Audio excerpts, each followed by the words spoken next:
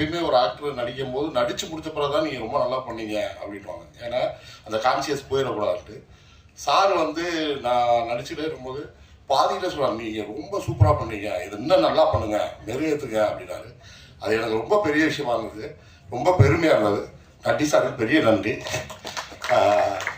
அப்புறம் பார்த்தீங்க அப்படின்னீங்கன்னா நம்ம சரவணன் சார், ஜெகன் சார், மூர்த்தி சார், மாஸ்டர், இமான் சார் சொல்லவே தேவையில்லை. சாங் நீங்கள் கேட்டீங்க, அவ்வளோ பாண்டி முனி அவ்வளோ வைப்பாக இருந்துச்சு. அவருக்கும் பெரிய ரொம்ப நன்றி.